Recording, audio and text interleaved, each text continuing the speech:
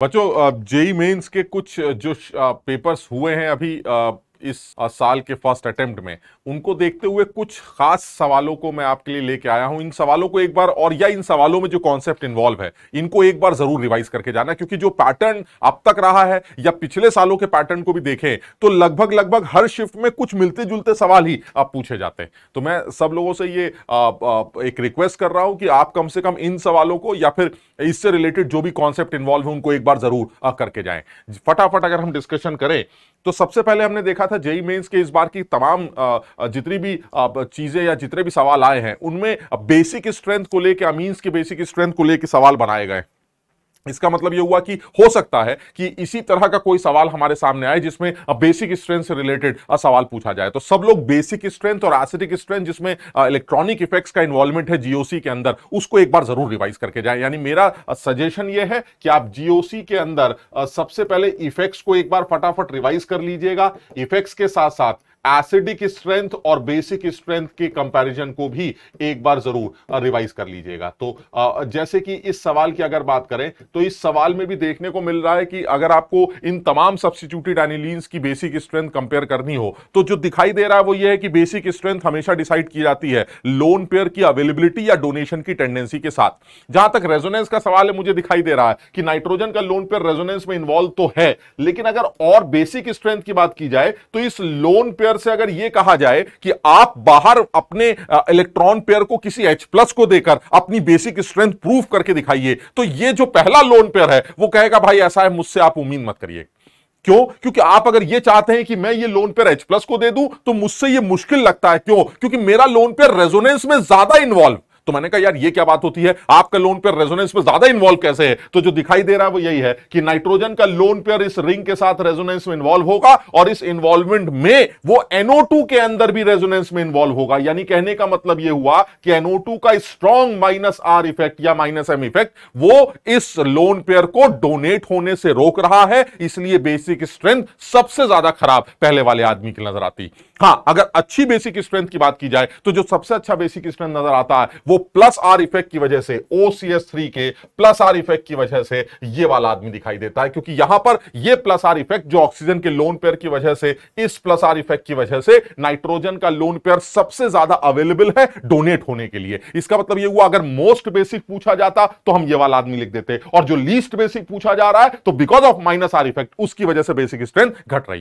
तो हम सब जानते हैं जो हमारा -I इफेक्ट होगा, इस बात को सब लोग याद रखेंगे कि जो हमारा -I इफेक्ट होगा या जो -R इफेक्ट होगा वो बेसिक स्ट्रेंथ को हमेशा गिराने की कोशिश करेगा, एंड +I इफेक्ट या +R इफेक्ट हमेशा बेसिक स्ट्रेंथ को बढ़ाने की कोशिश करेगा। सब लोग इस बात का ध्यान रखें, क्योंकि मैंने देखा इधर जितनी भी शिफ्ट हुई हैं उनमें मिथाइल अमीन्स की या इथाइल अमीन्स के 1 डिग्री 2 डिग्री 3 डिग्री अमीन्स के बेसिक स्ट्रेंथ को एक्वस मीडियम में पूछा गया है। तो बहुत ज्यादा संभावनाएं हैं कि आपसे इस तरह का कोई सवाल इस आने वाली शिफ्ट में पूछा जा सके। दूसरे सवाल की बात करें जो इंपॉर्टेंट कैटेगरी लगती है जिस पर सवाल बन रहे हैं, दैट इज मोल कॉन्सेप्ट। और उस मोल कॉन्सेप्ट में भी बड़े अच्छे सवाल स्ट्रक्चर आइडेंटिफिकेशन से या परसेंटेज कैलकुलेशन से बनाए जा रहे हैं। तो सब लोग मोल कॉन्सेप्ट जो कि एक आसान चैप्टर है, सब लोग उसको एक बार रिवाइज करके जरूर जाएंगे, क्योंकि अब उसके रिवीजन के बिना जाना इस बार भी ऐसा लग रहा है जिस तरह से लास्ट ईयर दिखाई दे रहा था, मोल कॉन्सेप्ट की वेटेज अच्छी खासी बनाई गई।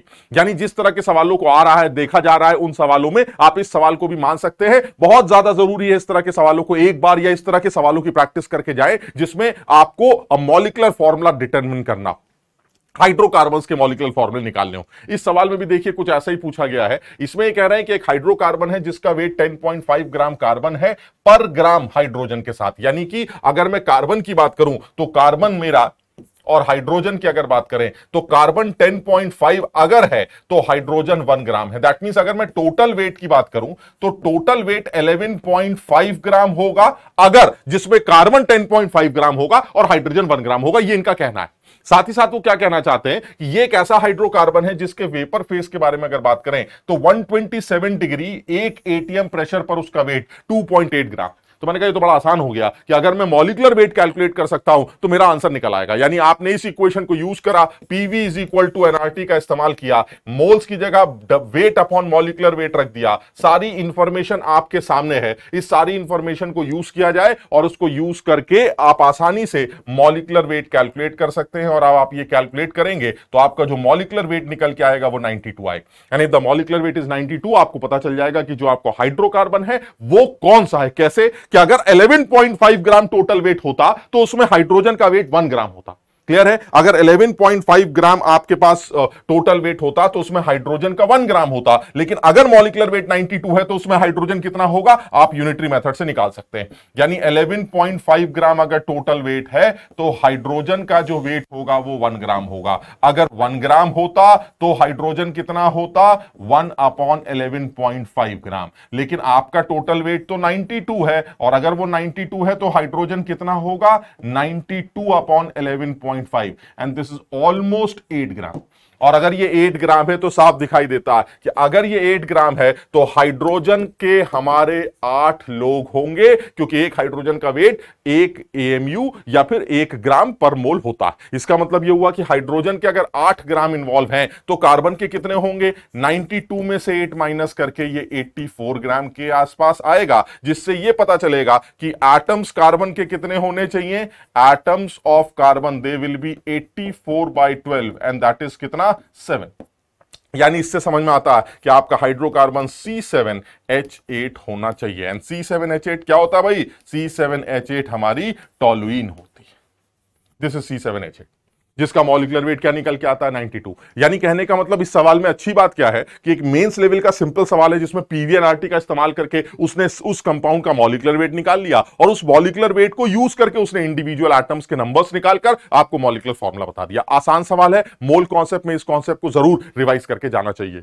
दूसरी बात करें, अगर ट्रेंड को देखा जाए तो इस बार भी इस तरह का सवाल देखने को मिला था। इस बार भी देखा था आपने यूरासिल को लेके या डीएनए आरएनए के अंदर जो बेसिस इन्वॉल्व हैं उनके अंदर नाइट्रोजन की परसेंटेज से रिलेटेड सवाल पूछा गया था। तो मुझे बहुत उम्मीद है कि आगे आने वाली शिफ्ट के अंदर वो एक नए बेस को यूज करके आपसे बेस नाइट्रोजन की परसेंटेज पूछ ले। तो सब लोग इस तरह के जो आपके एनसीईआरटी में जितने भी आरएनए डीएनए के अंदर के बेसिस हैं उनके अंदर नाइट्रोजन की परसेंटेज कैलकुलेशन से रिलेटेड कुछ बात करनी हो तो उनके स्ट्रक्चर को जरूर देखे जाए। हालांकि एग्जाम में इस बार जो पूछा गया था उसमें स्ट्रक्चर बना के दिया गया।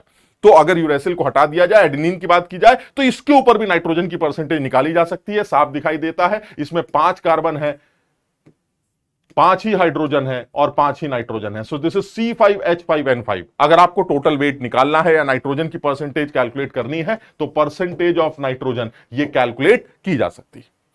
मेरे कहने का मतलब है कि सवाल में देखकर छोड़ने का फायदा नहीं है। आप ये सोचिए यार ये सवाल कैसे करेंगे, अजीब सा स्ट्रक्चर बना रखा है, सवाल में स्ट्रक्चर दे रखा है तो फिर कुछ करना ही नहीं है। अगर आपको स्ट्रक्चर पता चल गया तो आप सबसे पहले मॉलिक्यूलर फॉर्मूला निकालिए, मॉलिक्यूलर वेट निकालिए, मॉलिक्यूलर वेट से नाइट्रोजन के वेट का को सॉल्व करके नाइट्रोजन की परसेंटेज आप कैलकुलेट कर सकते हैं। मुश्किल कुछ नहीं है, लेकिन स्ट्रक्चर को देखकर सवाल छोड़ने का कोई मतलब नहीं बनता। ठीक है, चलिए और आगे बढ़ जाते हैं। नेक्स्ट पॉइंट की बात करें तो नेक्स्ट सवाल भी मैंने देखा कि इस बार भी ये सवाल बोर मॉडल बहुत ज्यादा इंपॉर्टेंट रहा है। मैंने पहले भी बोला है अगर एटॉमिक स्ट्रक्चर की बात कर रहे हैं तो बहुत ज्यादा इंपॉर्टेंट है।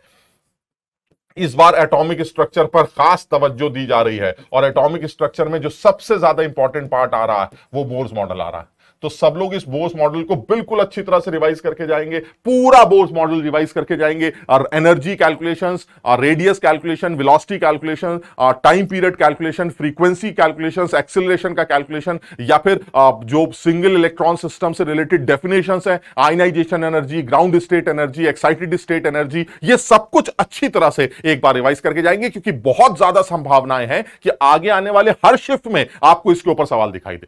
जैसे मैंने ऐसी एग्जाम्पल के तौर पे तुम्हें बताया क्योंकि इससे रिलेटेड सवाल दिख रहे हैं तो मुझे लगता है इससे रिलेटेड सवाल कुछ फ्रीक्वेंसी से रिलेटेड सवाल भी हमसे पूछा जा सकता है। तो रिवॉल्यूशंस पर सेकंड दैट इज फ्रीक्वेंसी, यानी आपको किसी इलेक्ट्रॉन की जो मूवमेंट है किसी ऑर्बिट के अंदर उसकी क्या फ्रीक्वेंसी है इस पर भी रिलेटेड सवाल देखने को मिल सकता है। तो अगर मैं फ्रीक्वेंसी से रिलेटेड सवाल की बात करूं तो जो मुझे दिखाई दे रहा है वो ये कि टाइम पीरियड जिस तरह से आपने याद कर रखा है दिस इज 2πr/v, उसी तरह से अगर देखा जाए तो it will be directly proportional to what is r, it is link with n square by z, and what is v, it is link with z by n. So ultimately time period is directly linked with n cube by z square. So frequency which is equal to 1 by t, it is directly linked with z square by n cube. तो अब सब लोग इस चीज को use करके frequencies के ratios calculate कर सकते हैं, और फ्रीक्वेंसी के रेशो से कैलकुलेट करके इस सवाल का आंसर कैलकुलेट किया जा सकता है. कैसे? अगर आपको पहला टाइम पीरियड फ्रीक्वेंसी दे रखा हो डेल्टा,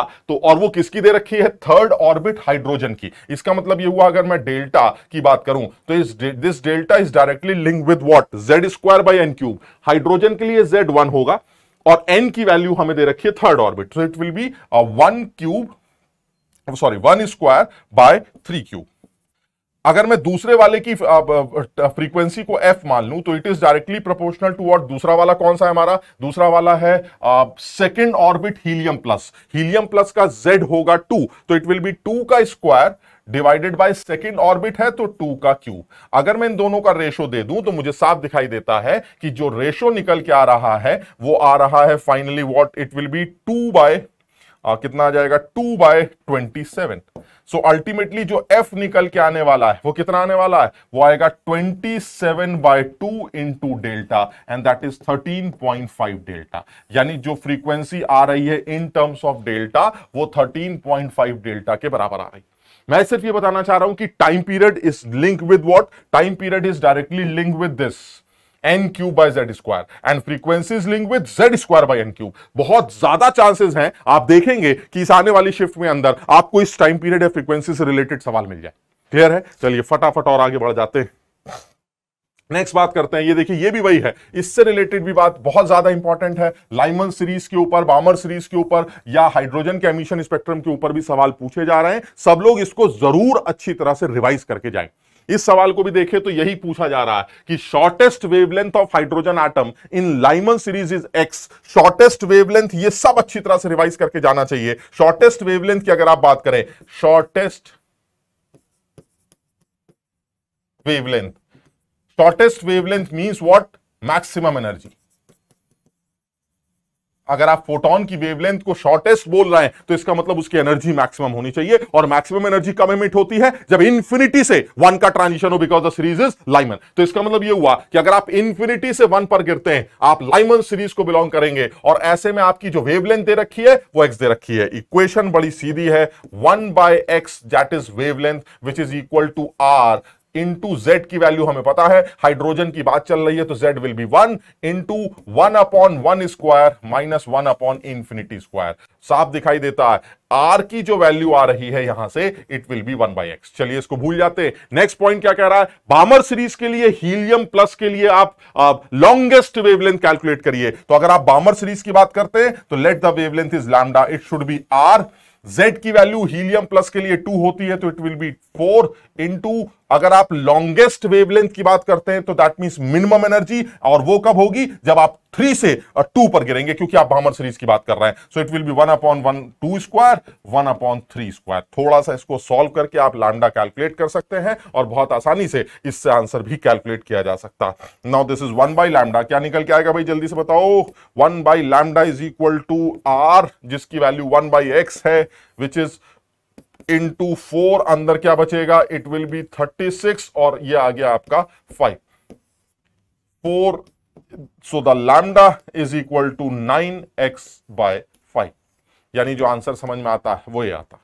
मैं ये फिर बताना चाह रहा हूं हमें क्या क्या बोर मॉडल या एटॉमिक स्ट्रक्चर के अंदर क्या क्या पढ़ के जाना है. हमें एटॉमिक स्ट्रक्चर के अंदर बोर मॉडल को बहुत अच्छी तरह से रिवाइज करके जाना है. साथ ही साथ हाइड्रोजन के एमिशन स्पेक्ट्रम में ये जो Lyman series, बामर series, Paschen bracket, पीफंड series, Humphry series, इसको अच्छी तरह से एक बार देख के जाना है. शॉर्टेस्ट वेवलेंथ क्या है, लॉन्गेस्ट वेवलेंथ क्या है, शॉर्टेस्ट लाइन किसे कहते हैं, लॉन्गेस्ट लाइन किसे कहते हैं. कई बच्चों को कंफ्यूजन होता है. शॉर्टेस्ट लाइन का मतलब है छोटी वाली लाइन ना. Shortest line means shortest wavelength, and shortest wavelength means maximum energy. यानी जो ट्रांजिशन सबसे बड़े होते हैं वो हमारे शॉर्टेस्ट लाइन की कैटेगरी में आते हैं, और जो ट्रांजिशन छोटे वाले ट्रांजिशन है वो हमारे लॉन्गेस्ट लाइन की कैटेगरी में आते हैं. क्योंकि शॉर्टेस्ट और लॉन्गेस्ट लाइन का मतलब वेवलेंथ से होता है, उनकी लंबाइयों से नहीं होता. इस बात का सब लोग ध्यान रखेंगे. ठीक है, चलिए और बात करते हैं.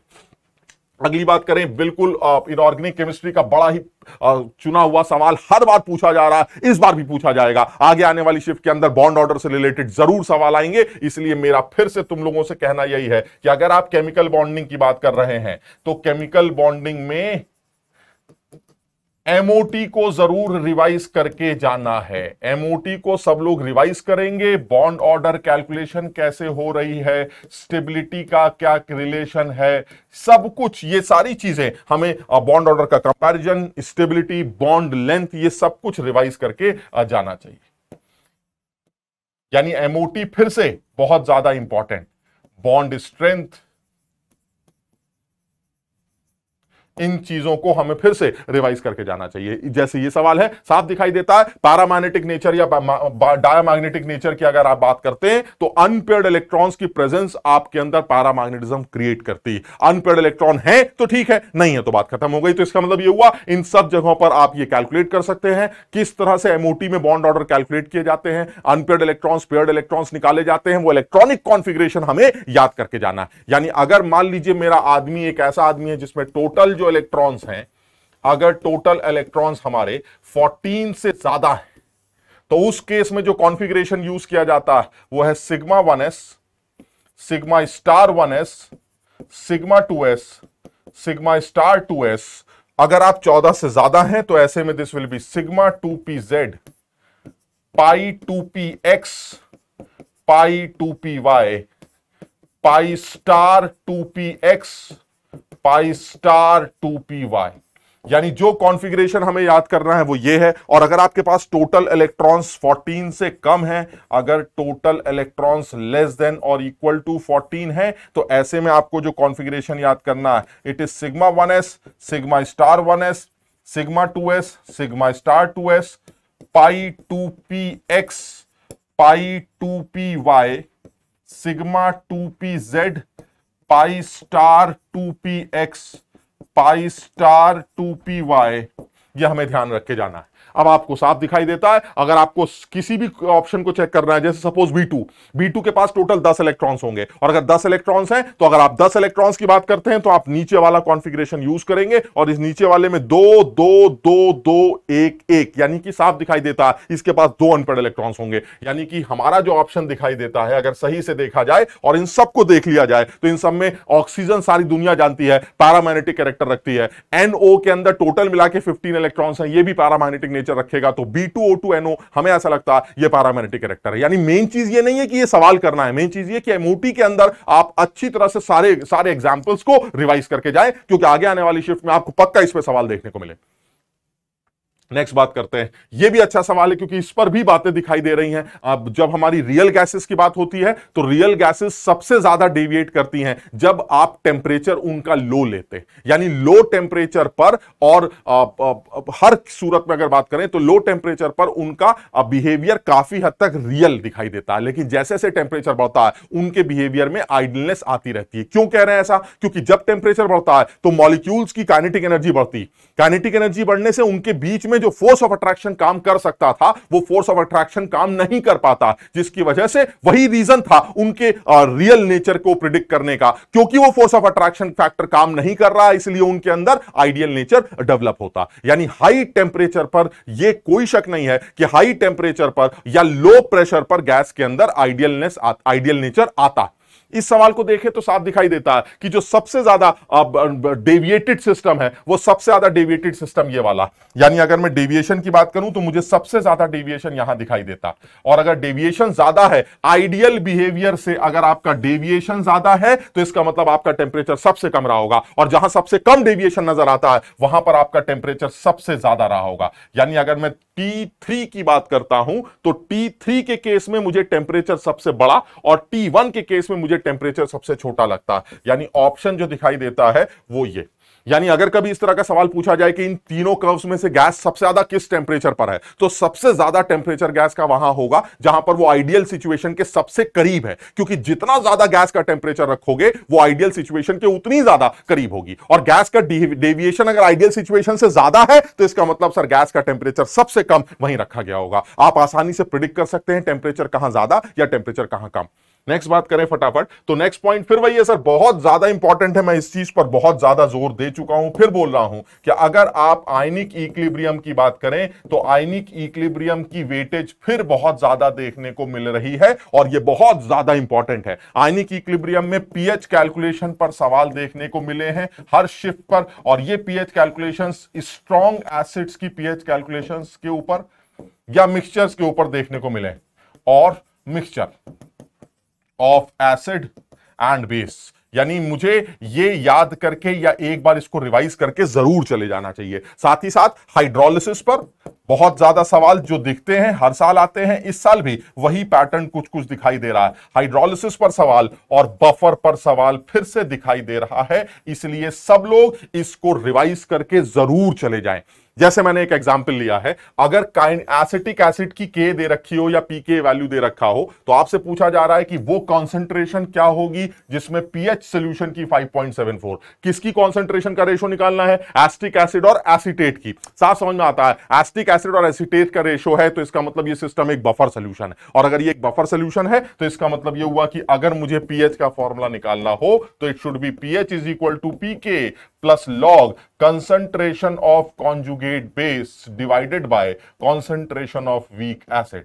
साफ दिखाई देता है, पीएच की वैल्यू आपको सवाल में 5.74 दे रखी है, पीके की वैल्यू 4.74 है, and it is log of conjugate base is acetate ion and weak acid is acetic acid. जो भी कुछ करना होगा आप आसानी से कैलकुलेट कर सकते हैं। ये वैल्यू अगर 1 आती है तो that means this term should be 10, और अगर ये टर्म हमारा 10 है तो दिखाई देता है कि acetate is to acetic acid will be 10:1। हमें किसका रेशो निकालना है, concentration of acetic acid to acetate, it should be 1:10। यानी आप आसानी से इसको प्रेडिक्ट कर सकते हैं, आसानी से काम किया जा सकता है। लेकिन फिर वही बोलूंगा मैं, ये सवाल इंपॉर्टेंट नहीं है, सवाल इंपॉर्टेंट ये, मैं यहां पर जितने भी सवाल लेके आया हूं, मैं चाह रहा हूं आप इन सवालों में जो जो कॉन्सेप्ट्स इन्वॉल्व है उससे मिलते जुलते उसके अगल बगल के सारे कॉन्सेप्ट्स रिवाइज करके चले जाइए, क्योंकि आप मान के चलिए बहुत ज्यादा संभावनाएं हैं कि इसके ऊपर सवाल पूछे जाएं। क्लियर है?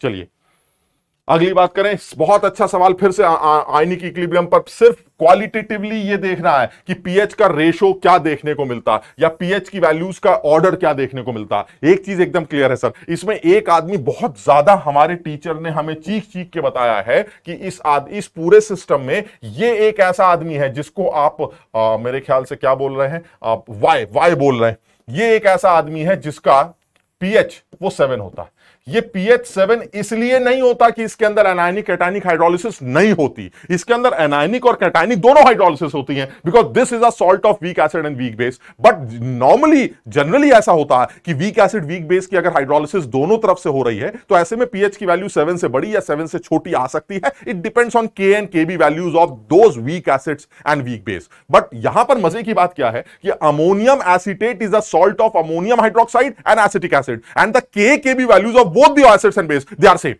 So ultimately this solution is again a neutral after considering hydrolysis of cation and anion is still the solution, the pH of the solution is 7। तो इसका मतलब ये हुआ सर इसकी pH तो 7 होगी। चलिए इसको अलग कर देते हैं। और जो मुझे सबसे बड़ी pH वाला आदमी दिखाई देता है वो एक ऐसा आदमी दिखाई देता है जिसमें एनायनिक हाइड्रोलिसिस हो रही है सर। एनायनिक हाइड्रोलिसिस का रिजल्टेंट सॉल्यूशन जो होता है वो बेसिक होता है, क्योंकि एनायन पानी में से H लेकर OH को रिलीज करता है, जिसकी वजह से सॉल्यूशन बेसिक बनता है। यानी सर एक चीज क्लियर है, सबसे ज्यादा पीएच उसकी होगी जहां एनायनिक हाइड्रोलिसिस है, और सबसे कम पीएच उसकी होगी जहां कैटायनिक हाइड्रोलिसिस है। और कैटायनिक हाइड्रोलिसिस बिल्कुल साफ दिखाई देता है अमोनियम क्लोराइड की है। हम सब जानते हैं अमोनियम क्लोराइड का कैटायन जो कि अमोनियम है, जब ये हाइड्रोलाइज होगा तो इस हाइड्रोलिसिस से H+ बनेंगे, H+ रिलीज होंगे, जिसकी वजह से सॉल्यूशन एसिडिक होगा। और अगर सॉल्यूशन एसिडिक है तो पीएच कम देखने को मिलेगी। इसका मतलब यह हुआ बिल्कुल साफ दिखाई देता है सबसे ज्यादा पीएच सोडियम एसीटेट की और सबसे कम पीएच अमोनियम क्लोराइड की होनी चाहिए।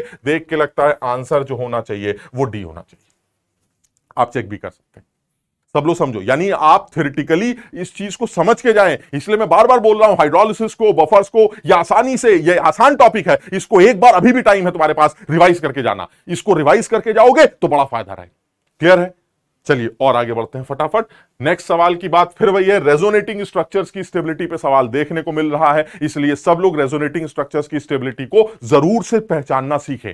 रेजोनेटिंग स्ट्रक्चर्स की स्टेबिलिटी में कुछ 2-3 रूल्स बनाए गए, बट फिर भी यह बोला जाता है कि scientists are often guided by their intuition, यानी कोई सेट रूल नहीं है कि पहले ये चेक करना, फिर ये चेक करना, फिर ये चेक करना, फिर ये चेक करना। अंदर से ये एक आवाज आती है कि ये अच्छा लगता है, लेकिन वो रूल्स क्या हैं जिनको हमें ध्यान रखना है, सारी दुनिया जानती है। जो पहला रूल बनाया गया है वो यही बनाया गया है कि जितने ज्यादा कोवेलेंट बॉन्ड्स एग्जिस्ट करेंगे वो रेजोनेटिंग स्ट्रक्चर उतना ही ज्यादा स्टेबल माना जाएगा। बिल्कुल सही है, कोवेलेंट बॉन्ड ज्यादा होने की वजह से एनर्जी रिलीज हुई होगी, जिसकी वजह से उस मॉलिक्यूल या उस सिस्टम की एनर्जी ऑलरेडी कम हो गई होगी। बिल्कुल सही। अगर ये देख लिया तो उसके बाद आपको, ये कोई रूल्स नहीं है कि आप पहले ये फिर ये चेक करेंगे, यानी एक क्राइटेरिया ये है जिसमें नंबर ऑफ कोवेलेंट बॉन्ड्स को चेक करना पड़ता है। दूसरा क्राइटेरिया बनाया गया है जो हमारा ऑपोजिट चार्जेस हैं वो एक दूसरे से दूर होने चाहिए, लाइक चार्जेस करीब हो सकते हैं, वो भी एक क्राइटेरिया बनाया गया है। नेक्स्ट क्राइटेरिया बनाया गया है इलेक्ट्रोनेगेटिव एलिमेंट पर नेगेटिव चार्ज का होना बर्दाश्त किया जा सकता है, लेकिन पॉजिटिव चार्ज बर्दाश्त नहीं किया जाएगा। इलेक्ट्रो पॉजिटिव एलिमेंट पर पॉजिटिव चार्ज बर्दाश्त किया जा सकता है, लेकिन नेगेटिव चार्ज बर्दाश्त नहीं किया जाएगा। लेकिन साथ में ये और बोलते हैं, अबव ऑल अगर किसी रेजोनेटिंग स्ट्रक्चर में हर एटम का ऑक्टेट कंप्लीट हो रहा है तो आप उसको सबसे ज्यादा स्टेबल रेजोनेटिंग स्ट्रक्चर मान सकते हैं। यानी ये जो 3-4 रूल्स बनाए गए हैं, इन 3-4 रूल्स में कब क्या लग रहा है वो आपको चेक करना है। अंदर से ही एक आवाज आती है और ऐसा लगता है कि उसी को टिक कर दिया जाए। अब जैसे मान लीजिए आप पहले स्ट्रक्चर की बात करें तो पहले स्ट्रक्चर में देख के ये लग रहा है कि भाई नंबर ऑफ कोवेलेंट बॉन्ड्स यहां पर भी 2 हैं, यहां पर भी 2 हैं। जो दिख रहा है वो ये, एक केस में ऑक्सीजन के ऊपर नेगेटिव चार्ज है और एक केस में नाइट्रोजन के ऊपर नेगेटिव चार्ज है, तो इसका मतलब है सर ऑक्सीजन वाला नेगेटिव चार्ज फिर भी ज्यादा बर्दाश्त हो सकता है, इसलिए बेटर है हमारा पहला वाला आदमी। इसी तरह से दूसरे की बात करें, सर इसमें भी नंबर ऑफ कोवेलेंट बॉन्ड्स बराबर हैं, लेकिन एक में ऑक्सीजन पर पॉजिटिव चार्ज है और एक में नाइट्रोजन पर पॉजिटिव चार्ज है। सर ऑक्सीजन इलेक्ट्रोनेगेटिव एलिमेंट है, उसके ऊपर पॉजिटिव चार्ज स्टेबल नहीं होगा, इसलिए बेटर स्टेप ऑप्शन कौन सा होगा? ये वाला इससे बेटर होगा। इसी तरह से अगर इन दोनों में कंपेयर करें, सर ये एक एरोमेटिक सिस्टम है, ये पक्का इससे ज्यादा स्टेबल होगा, और इन दोनों को कंपेयर करें तो 2 रीजन हो सकते हैं। एक रीजन ये कि इसके पास नंबर ऑफ कोवेलेंट बॉन्ड्स ज्यादा है, इसके पास नंबर ऑफ कोवेलेंट बॉन्ड्स कम। लेकिन सर यहां तो इलेक्ट्रोनेगेटिव एलिमेंट पे पॉजिटिव चार्ज है, फर्क नहीं पड़ता है, ये पॉजिटिव चार्ज है इसीलिए तो इसका ऑक्टेट पूरा। समझिए यहां पर सारे एटम्स का ऑक्टेट कंप्लीट है, जबकि यहां पर कार्बन का ऑक्टेट पूरा नहीं है, इसलिए सेकंड वाला आदमी फर्स्ट वाले आदमी से बेटर रेजोनेटिंग स्ट्रक्चर माना जाएगा। तमाम रूल्स में फिर भी यह बात बोली जाती है, वो रेजोनेटिंग स्ट्रक्चर जिसमें हर एटम का ऑक्टेट कंप्लीट है वो ज्यादा स्टेबल रेजोनेटिंग स्ट्रक्चर कंसीडर किया जाता है। बाकी सारे रूल्स हैं, उन रूल्स को ही आपस में लड़ाया जाता है और अंदर से एक आवाज निकल के आती है कि भाई ये स्ट्रक्चर हमें ज्यादा स्टेबल लगता है, बात खत्म। लेकिन हमें रेजोनेटिंग स्ट्रक्चर्स की स्टेबिलिटी को कैसे पहचानना है उसके ऊपर के कुछ सवाल जरूर प्रैक्टिस करके जाने चाहिए। नेक्स्ट, बड़ा आसान है, यह भी एक इंपॉर्टेंट सवाल है। जैसे मैंने बताया जीओसी की वेटेज ज्यादा दिखाई दे रही है, एसिडिक बेसिक स्ट्रेंथ के ऊपर सवाल, या किस कंपाउंड में से आसानी से डीप्रोटोनेट किया जा सकता है, उसमें से प्रोटॉन को आसानी से निकाला जा सकता है, और साथ दिखाई देता है प्रोटॉन को आसानी से निकालने का मतलब वो आदमी जो आसानी से H दे सके, और आसानी से H+ देने वाले आदमी अच्छे एसिड्स की कैटेगरी में आते हैं। तो इसका मतलब ये हुआ, अगर मुझे ये पूछना है कि इनमें किस आदमी के पास सबसे ज्यादा एसिडिक हाइड्रोजन है, तो साफ दिखाई देता है जो पहला वाला आदमी होगा, इसके पास सेंटर पर एक एसिडिक हाइड्रोजन मुझे दिखाई देती। क्यों? क्योंकि सर अगर ये H यहां से निकल गया तो इसके निकलने के बाद जो एनायन बनेगा वो एनायन दोनों साइड रेजोनेंस करेगा, इधर भी रेजोनेंस कर सकता है और इधर भी रेजोनेंस कर सकता है। बात तो आपकी सही, ठीक। लेकिन अगर मैं सेकंड वाले आदमी की बात करूं तो सेकंड वाले के साथ भी यही है सर, एक हाइड्रोजन अगर आपने यहां से निकाल दिया तो जो एनायन बनेगा ये एनायन दोनों साइड रेजोनेंस कर सकता है, इधर भी रेजोनेंस कर सकता है और इधर भी रेजोनेंस कर सकता है। बिल्कुल सही है। इसी तरह से यहां पर जो H आपने हटाया तो ये H हटाने के बाद जो एनायन बनेगा वो इधर भी रेजोनेंस कर सकता है और वो इधर भी रेजोनेंस कर सकता है, स्टेबल होगा। और यहां पर भी दिखाई देता है सर, जो H आप बीच में से हटाएंगे यहां का एनायन इधर भी रेजोनेंस कर सकता है और इधर भी रेजोनेंस कर सकता है। लेकिन सर इन सब में अगर सबसे ज्यादा स्टेबल H को या सबसे ज्यादा आसानी से निकलने वाले H को देखा जाए तो वो सबसे ज्यादा आसानी से निकलने वाला H हमारा C ऑप्शन में दिखाई देता है। क्यों? क्योंकि यहां से जो H निकल के आएगा, इस H के निकलने से जो निगेटिव चार्ज आएगा वो इधर भी रेजोनेंस में इन्वॉल्व होगा और इधर भी रेजोनेंस में इन्वॉल्व होगा, और इस रेजोनेंस इन्वॉल्वमेंट में ऑक्सीजन के ऊपर निगेटिव चार्ज आएगा। समझिए बात को, यानी ये दोनों साइड रेजोनेंस में इन्वॉल्व है और दोनों केसेस में ऑक्सीजन को निगेटिव चार्ज दे रहा है। इधर रेजोनेंस करेगा तो ऑक्सीजन पे निगेटिव चार्ज, इधर रेजोनेंस करेगा तो भी निगेटिव चार्ज। दैट मींस ये निगेटिव चार्ज 3 लोगों में बट रहा है, 2 ऑक्सीजन और 1 कार्बन, इनमें निगेटिव चार्ज डिस्ट्रीब्यूट किया जा रहा है। दिस इज स्टेबलाइजेशन का फिनोमेना एंड रेजोनेंस के अंदर ये देखने को मिलता है। तो सर ऐसे तो दोनों यहां भी हो रहा है, यहां भी हो रहा है, लेकिन यहां एक कमी है। कमी क्या है सर? जब ये आदमी लेफ्ट साइड रेजोनेंस करने आएगा तो इस OMe का जो प्लस आर इफेक्ट है, दिख रहा है लोन पेयर, इसका प्लस आर इफेक्ट इसके इस रेजोनेंस को थोड़ा सा रोकेगा। यानी ये जो डबल बॉन्ड O है वो या तो इस O के साथ रेजोनेंस में इन्वॉल्व होगा या इस नेगेटिव चार्ज के साथ रेजोनेंस में इन्वॉल्व होगा। इसका मतलब ये हुआ कि सर इस प्लस आर इफेक्ट की वजह से सेकंड इस कार्बन पर जो नेगेटिव चार्ज है उसका राइट और लेफ्ट साइड में रेजोनेंस बहुत ज्यादा स्टेबल नहीं दिखाई देता, बहुत ज्यादा इफेक्टिव नहीं नजर आता। इन तमाम फैक्टर्स को अगर ध्यान में रखा जाए, यहां पर भी वही है सर, यहां पर इस साइड तो ये बढ़िया रेजोनेंस करेगा, बट इस साइड इस OMe का प्लस आर इफेक्ट इसके रेजोनेंस को रोकने की कोशिश करेगा। इसलिए सबसे ज्यादा एसिडिक हाइड्रोजन जो दिखाई देती है वो हमें यहां दिखाई देती है। क्लियर? और आगे बात करते हैं। नेक्स्ट वही पुराना सवाल, लेकिन बहुत बार पूछा जा रहा है, मैं बहुत फिर से जोर दूंगा, इलेक्ट्रोकेमिस्ट्री में नर्स्ट इक्वेशन को जरूर एक बार रिवाइज करें। जिन लोगों ने अच्छी तरह से पढ़ रखा है वो उस पर आने वाले सवालों की प्रैक्टिस करें। कंसंट्रेशन सेल्स पर सवाल पूछे जा रहे हैं, हमसे भी नर्स्ट इक्वेशन के एप्लीकेशन को लेकर या किसी कंसंट्रेशन सेल के EMF को लेकर सवाल बनाया जाएगा। आप सब लोग उसको एक बार जरूर अच्छी तरह से दोबारा देखो। पढ़ना तो सब कुछ था, रिवीजन सबका करना है, बट मैं वो सवाल लेके आया हूं जिस पर आपको बहुत ज्यादा या उसके अंदर जो कॉन्सेप्ट्स का इन्वॉल्वमेंट है उसको एक बार जरूर रिवाइज करके जाना है। बिकॉज जो ट्रेंड चल रहा है वो ट्रेंड यही है कि जो सवाल एक शिफ्ट में शुरू होते हैं उसी से मिलते जुलते सवाल हर शिफ्ट में देखने को मिलते हैं। एग्जैक्टली सेम नहीं, बट फिर भी कॉन्सेप्चुअली टॉपिक वाइज काफी हद तक, ठीक है ना? तो सब लोग उसको एक बार रिवाइज कर लेंगे। नेक्स्ट पॉइंट जैसे देखें, यहां पर भी बड़ा आसान है, आप बड़ी आसानी से कैलकुलेट कर सकते हैं। ये एनोडिक कॉन्सेंट्रेशन है, ये H+ की कैथोडिक कॉन्सेंट्रेशन है। आप फटाफट इक्वेशन बना सकते हैं। अगर आप एनोडिक इक्वेशन बनाते हैं तो half H2 gives H+ anodic concentration वाला H+ देगा, और अगर आप कैथोडिक कॉन्सेंट्रेशन की बात करें तो ये हाफ H2। अगर आप नेट इक्वेशन की बात करें तो इस इलेक्ट्रोकेमिकल सेल, जिसको आप कंसंट्रेशन सेल कह सकते हैं, इसकी इक्वेशन बनेगी H+ cathode gives H+ anode. इस इक्वेशन पर नस्ट इक्वेशन लगाकर आप बड़ी आसानी से सेल का EMF या जो भी कुछ कैलकुलेट करना है वो कैलकुलेट कर सकते हैं। आप चाहें तो इसको कैलकुलेट करके एक बार देख लें। जो EMF होता है इट शुड बी E0, जो दुनिया जानती है कंसंट्रेशन सेल का तो 0, और वैसे भी यहां तो दोनों ही हाइड्रोजन इलेक्ट्रोड्स हैं, उनकी स्टैंडर्ड रिडक्शन पोटेंशियल्स तो वैसे ही 0 होते हैं, तो 0 - 0 तो 0 आएगा ही आएगा। इसका मतलब ये हुआ it will be 0 - 0.0591 upon 1 log of concentration of H+, कौन सी? Anode, divided by H+ cathode. आप वैल्यूज पुट करिए, इससे EMF की वैल्यू सॉल्व करके लाइए। सारी वैल्यूज पुट करने के बाद दिस इज H+ कैथोड, ये H+ कैथोड है जिसकी वैल्यू कितनी दे रखी है? H+ कैथोड की वैल्यू दे रखी है हमें 10⁻³ मोलर, और ये हमारा H+ एनोड है और इसकी वैल्यू 10⁻8 मोलर। अगर मैं वैल्यूज को पुट करूं तो वैल्यूज को पुट करने के बाद EMF कैलकुलेट कर रहे हैं तो 0.2955 वोल्ट के आसपास निकल के आता है, और ये आसानी से कैलकुलेट किया भी जा सकता है। तो मुझे लगता है ये आसान से कैलकुलेशंस है जो किए जा सकते हैं। But Nernst equation again very important in terms of electrochemistry के ऊपर आने वाला सवाल, बहुत ज्यादा चांसेस हैं कि इसके ऊपर सवाल आपसे पूछा जाए। और आगे बढ़ते हैं, नेक्स्ट सवाल की बात करें। ये फिर वही है, हालांकि सॉलिड स्टेट पर सवाल आप देखने को यही मिल रहा था पिछले साल भी कि बहुत ज्यादा सवाल सॉलिड स्टेट पे नहीं आए, बट इस बार ऐसा लग रहा कि सॉलिड स्टेट को भी, और इस बार के पेपर को बहुत ज्यादा लॉजिकल समझा जा रहा है। मैं जितनी भी शिफ्ट हुई अभी उससे मुझे लग रहा है ये पेपर काफी हद तक लॉजिकल है। बहुत ज्यादा ऐसे सवाल जो बहुत वियर्ड से, बहुत अजीब से, ये सोचकर कि यार ये कैसे कर सकते हैं, नहीं पूछे जा रहे हैं। बहुत ऐसे सवाल जो टॉपिक इंपॉर्टेंट थे, जिसको कहा गया था बार बार पढ़ने के लिए, सवाल उन्हीं से मिलके पूछे जा रहा है। इसलिए मेरा सजेशन है कि जो तुमने तैयारी की है उस तैयारी को सही से पूरे भरोसे के साथ, देखो अपने आप पर सबसे ज्यादा भरोसा रखना पड़ेगा, पूरे भरोसे के साथ तैयारी करो, उसको रिवाइज करो और देखो तुम्हें मजा आ जाए। ठीक है, चलिए इसी सवाल की बात करते हैं। इसमें भी देखिए ये मिक्स्ड ऑक्साइड्स की बात करें तो अगर ऑक्साइड तो क्यूबिक क्लोज पैक्ड स्ट्रक्चर बन रहा है, यानी ऑक्साइड 4 होंगे। जहां तक लैटिस की बात है, उसमें 1/5 टेट्राहेड्रल वॉइड्स को किसी डाइवेलेंट X ने घेरा है, यानी X2+ हो गया। टेट्राहेड्रल वॉइड्स 8 होते हैं, उसका 1/5 हिस्सा 8/5 होगा। और अगर मैं Y की बात करूं जो कि ट्राइवेलेंट है, ये हाफ ऑक्यूपाइड कर रहा है, ये trivalent half of the octahedral void. Octahedral void कितने होते हैं? 4, उसका आधा 2।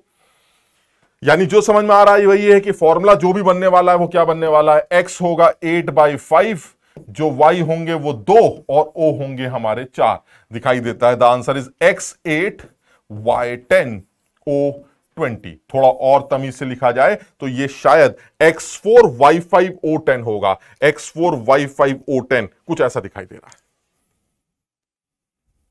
क्लियर है?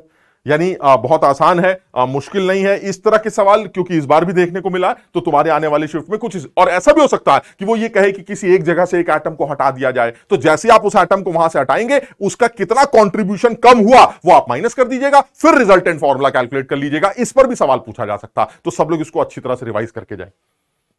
नेक्स्ट बात करें, देखिए फिर वही है, मैं इस बार फिर बोलूंगा, ये इंपॉर्टेंट इसलिए है क्योंकि मैंने ये देखा है कि ऑक्सीजन से रिलेटेड, ऑक्सीजन के जितने भी कंपाउंड्स हैं, चाहे वो एल्डिहाइड कीटोन्स हो, कार्बोक्सिलिक एसिड्स हो या फिर अल्कोहल फिनॉल ईथर्स हो, उन पर सवाल बहुत ज्यादा पूछा जा रहा है। ऑर्गेनिक केमिस्ट्री का इस बार के ट्रेंड को देख के लग रहा है सबसे फेवरेट टॉपिक ये ऑक्सीजन से रिलेटेड कंपाउंड्स ही हैं, ऑर्गेनिक कंपाउंड। इसलिए इनमें इन चैप्टर्स को एक बार पूरी तरह से जितना तुमने समझा है एक बार फिर से रिवाइज करके जाना। जैसे यहां पर देखें, इस सवाल में भी यही कुछ कर रहे हैं वो, H2SO4 डाला उन्होंने, डबल बॉन्ड आपके सामने है, तो साफ समझ में आता है जैसे ही आप डबल बॉन्ड के सामने H2SO4 को लाएंगे तो ये डबल बॉन्ड H+ जो होगा वो H+ एक जगह से इलेक्ट्रॉन्स पकड़ लेगा, और जैसे ही एक जगह से इलेक्ट्रॉन्स पकड़ेगा वो एक कार्बोकैटायन जनरेट करेगा, और इस कार्बोकैटायन को देखें तो ऑक्सीजन उस कार्बोकैटायन पर जुड़कर आसान स्ट्रक्चर फॉर्म कर सकता है। और ये बिल्कुल ही आसान सवाल है, लेकिन फिर वही है, इस तरह के सवाल देखने को मिल रहे हैं। ऑक्सीजन से रिलेटेड, अल्कोहल से रिलेटेड, ईथर के प्रिपरेशन, ये एक तरह से ईथर की प्रिपरेशन का सवाल हो गया। ईथर की रिएक्शंस, ईथर की प्रिपरेशन पर सवाल देखने को मिल रहा है।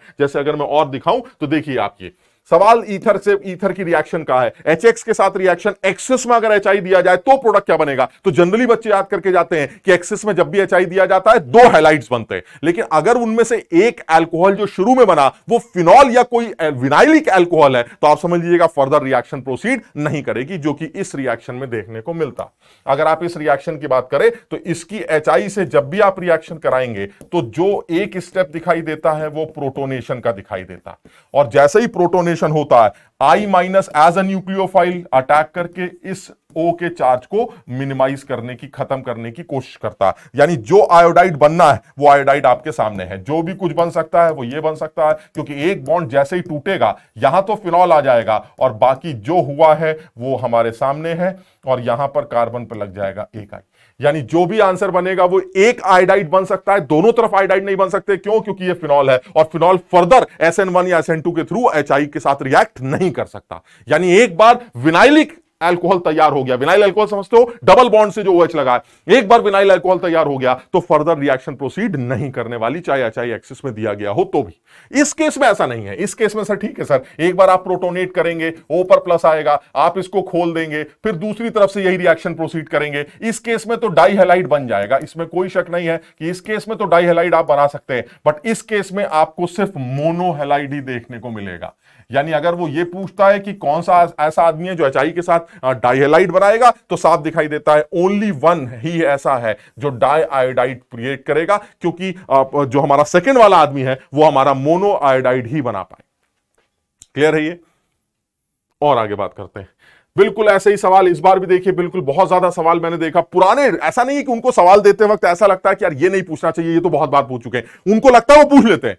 जैसे इस बार भी मैंने देखा कि बहुत आसान सवाल पूछा गया था, क्यूमीन हाइड्रोपेरोक्साइड से फिनॉल की प्रिपरेशन से रिलेटेड सवाल बहुत आसान था, कुछ भी और उससे रिलेटेड सवाल भी बन सकता है। मैंने बताया क्यूमीन हाइड्रोपेरोक्साइड में पहले क्यूमीन का बनना, इलेक्ट्रोफिलिक एरोमेटिक सब्स्टिट्यूशन रिएक्शन, फिर क्यूमीन से क्यूमीन हाइड्रोपेरोक्साइड का बनना एक रेडिकल मैकेनिज्म है जो प्रॉपर तरीके से हाइड्रोपेरोक्साइड फॉर्म करती। हाइड्रोपेरोक्साइड का एसिडिफिकेशन आपको फिनॉल और एसीटोन बना के देता।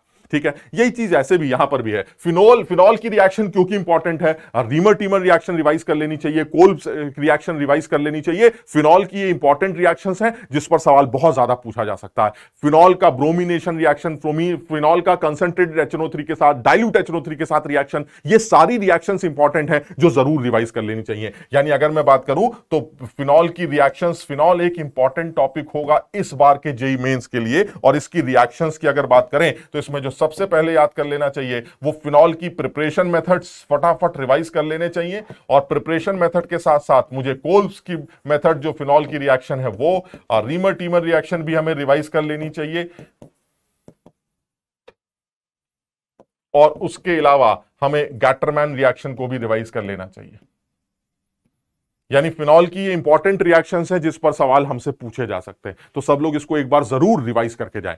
यहां पर भी देखिए बड़ा आसान सा सवाल है। पहला स्टेप जो दिखाई दे रहा है ये वाला, इससे तो यही समझ में आता है कि सर आप कोलबेज रिएक्शन से आप सैलिसिलिक एसिड बनाना चाहते हैं, और एक बार सैलिसिलिक एसिड बन गया तो एसिड की प्रेजेंस में डिहाइड्रेटिंग रिएजेंट आपको क्या बना के दे देगा, एस्पिरिन। यानी बहुत सीधा सा सवाल है, कहीं कुछ कलाकारी नहीं है। सारी दुनिया जानती है कि एक बार फिनॉल बन गया और फिनॉल से सैलिसिलिक एसिड अगर एक बार तैयार हो गया तो अब आप इसकी रिएक्शन जब कभी भी किसी एसिड के साथ कराएंगे तो आपको एस्टर जैसी चीज ही देखने को मिलेगी। यानी कहने का मतलब ये हुआ लास्ट स्टेप में आपको ये COH साथ ही साथ O,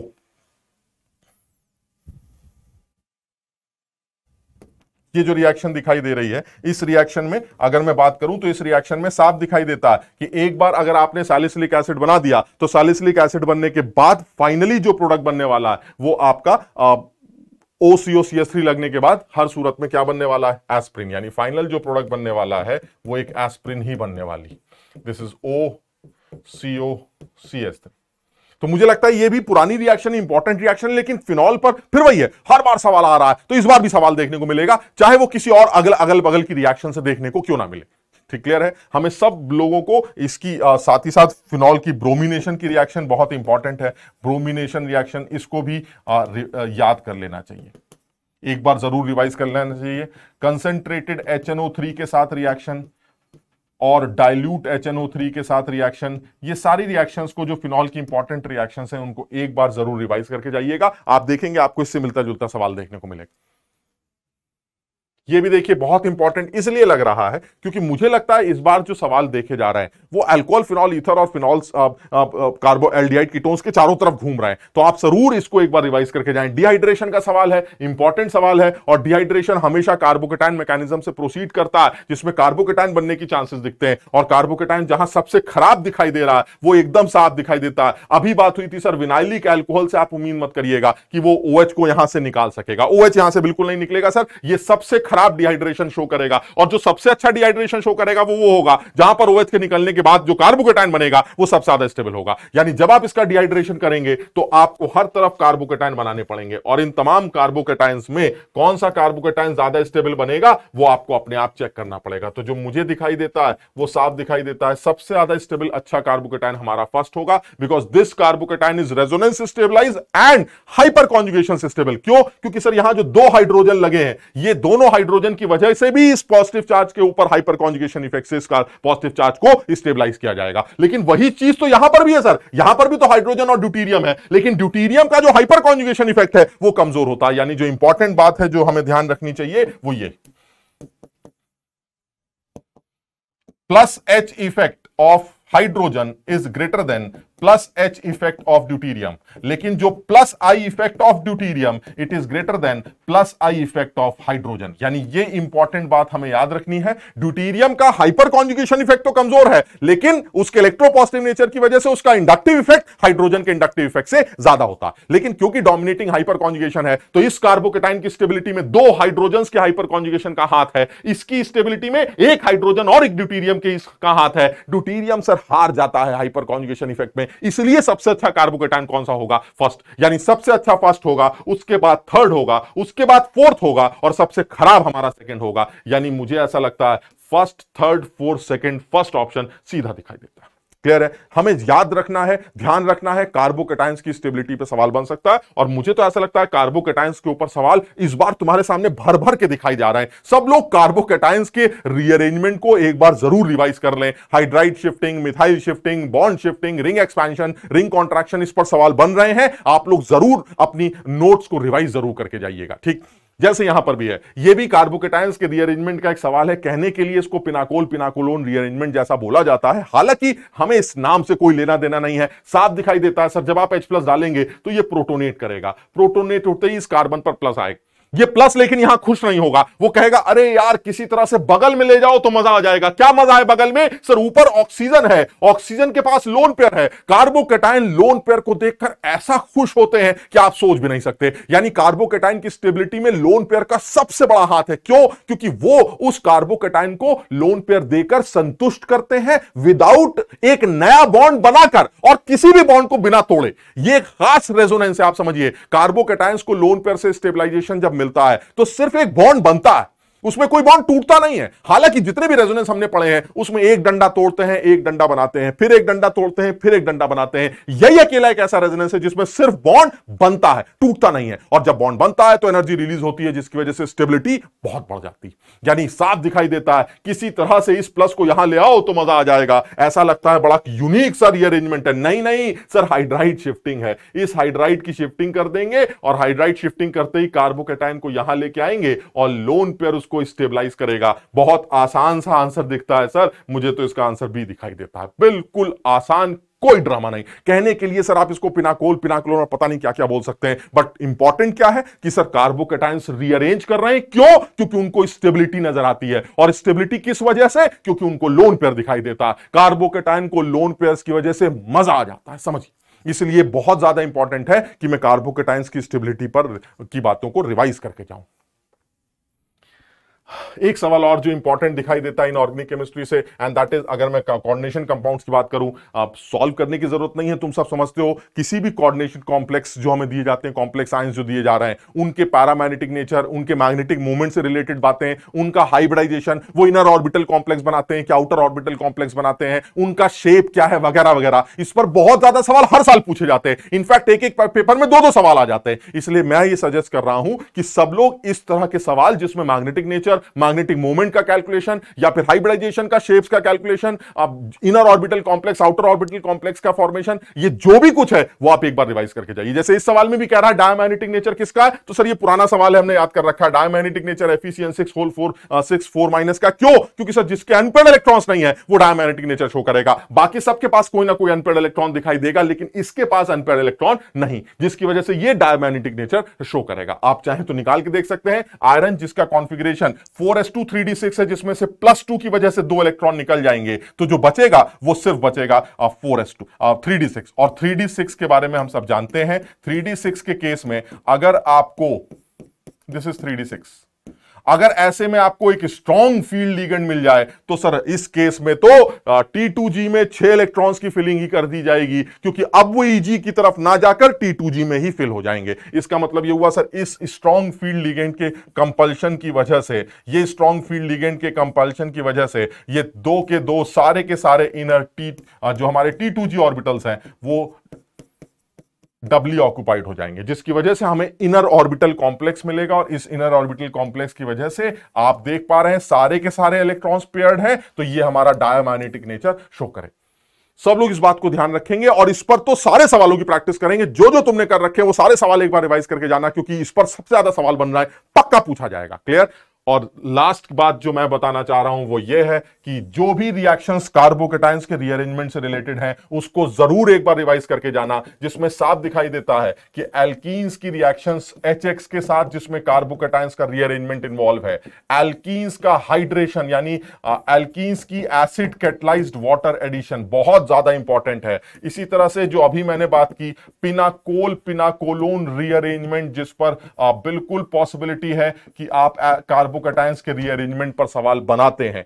इसी तरह से प्राइमरी अमीन्स चाहे एलिफैटिक हो, इनफैक्ट एलिफैटिक प्राइमरी अमीन्स जो होंगी, प्राइमरी अमीन्स जो हमारी एलिफैटिक हैं, उस पर भी HNO2 के साथ रिएक्शन पर सवाल बन सकता है, क्योंकि यहां पर भी कार्बोकैटायंस के फॉर्मेशन ही देखने को मिलते हैं। यानी मैं ये बताना चाह रहा हूं, जहां जहां आपको कार्बोकैटायंस की का फॉर्मेशन नजर आ रहा है जिसमें रीअरेंजमेंट की पॉसिबिलिटी है, आप उसको एक बार जरूर रिवाइज करके जाइएगा, क्योंकि बहुत ज्यादा संभावना है। इसी तरह से सब्स्टिट्यूशन रिएक्शंस के अंदर भी कहीं ना कहीं कार्बोकैटायंस का बनना और उनका रीअरेंजमेंट देखने को मिलता है। इसलिए सब लोग कम से कम उन सारी रिएक्शंस को एक बार जरूर रिवाइज कर लें जिसमें कार्बोकैटायन बनता है और वो रीअरेंज करता है, क्योंकि पता नहीं क्यों इस बार एनटीए वालों ने कार्बोकैटायंस के रीअरेंजमेंट पर बहुत सारे सवाल बनाए। ठीक है, तो सब लोग इस चीज को रिवाइज करें। इनफैक्ट डिहाइड्रेशन ऑफ अल्कोहल्स भी मैं लिख सकता हूं, तुम सब समझदार हो, इन सब चीजों को समझते हो, इसमें भी कार्बोकैटायन मैकेनिज्म ही देखने को मिलती है, डिहाइड्रेशन ऑफ अल्कोहल्स। इसी तरह से ईथर्स की रिएक्शन में भी HX के साथ कार्बोकैटायन का फॉर्मेशन देखने को मिल सकता है अगर SN1 रिएक्शन हो रही है। यानी मैं ये बताना चाह रहा हूं कि जहां जहां भी आपको लगता है कार्बोकैटायन का फॉर्मेशन है और जहां रीअरेंजमेंट पॉसिबल है, आप वो जरूर रिवाइज करके जाएं। तो देखो तुम सब लोगों को फिर मैं यही बात बोलूंगा, ये जो सवाल हम डिस्कस कर रहे हैं इसका ये मतलब नहीं है कि यही सवाल आने, बट जो ट्रेंड दिख रहा है वो ये ट्रेंड लग रहा है कि इनसे मिलते जुलते सवालों के आने की संभावनाएं बहुत ज्यादा हैं। एटॉमिक स्ट्रक्चर आएगा तो बोर मॉडल पर सवाल पूछे जाने के चांसेस बढ़ गए, एमिशन स्पेक्ट्रम के ऊपर पूछे जाने के सवाल के चांसेस बढ़ गए, आयनिक इक्विलिब्रियम में भी बफर पर, हाइड्रोलिसिस पर, पीएच कैलकुलेशन पर सवाल आने के चांसेस बढ़ रहे हैं। जीओसी बहुत इंपॉर्टेंट टॉपिक निकल के आया है जिसमें बेसिक स्ट्रेंथ, एसिडिक स्ट्रेंथ और कार्बोकेटाइंस के रीअरेंजमेंट से रिलेटेड जो भी रिएक्शंस है वो सब रिवाइज कर लेते हैं। अल्कोहल, फिनॉल, ईथर एक इंपॉर्टेंट चैप्टर है जिस पर सवाल बन रहा है। मेरे इन बातों के साथ सब लोगों के लिए जिनका भी आने वाला पेपर बचा हुआ है जेई का, उनके लिए ऑल द बेस्ट। जम के मेहनत करो, खुश रहो, खूब कोशिश करोगे, अपने आप पे भरोसा रखो, पक्का एक अच्छा पेपर करके आओगे। Thank you.